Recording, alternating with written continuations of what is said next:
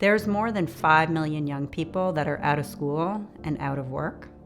We need to be looking at the programs that are serving that population of young people in our questions about broadening participation in STEM, because they're not in the traditional school system.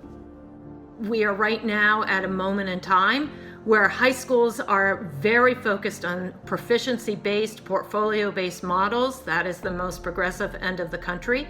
And so when we allow in-school youth to have opportunities to demonstrate their learning that we don't allow out-of-school youth, then immediately we have an equity and a civil rights issue.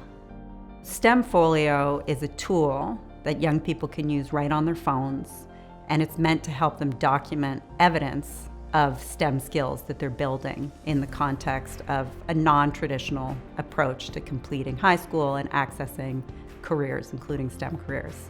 This app actually starts with a challenge in which the user, the young person, is going to be challenged by their teacher, by their trainer, to respond to something in relation to what they've been working on. So it might be, how have you used math this week? How have you been doing engineering? How do you work with your partners in your project?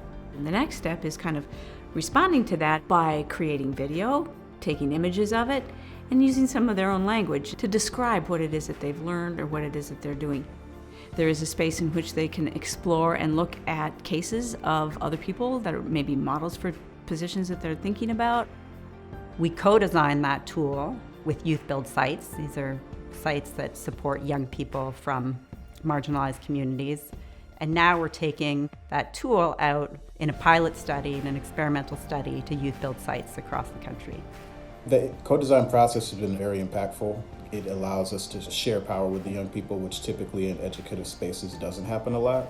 So sharing power in that we're conceding space for them to come in and share their expertise on their lives and what they need and clearly articulate that, as well as working with the staff and centering them as well.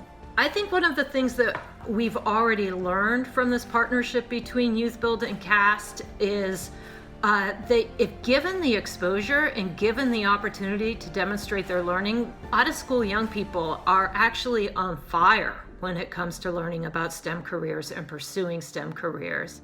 We need to look at ways in which we can have good markers and good understanding of young people's growth and change over time. And I think that that can help us to affect policy and the ways in which we measure and the ways in which we provide funding for young people.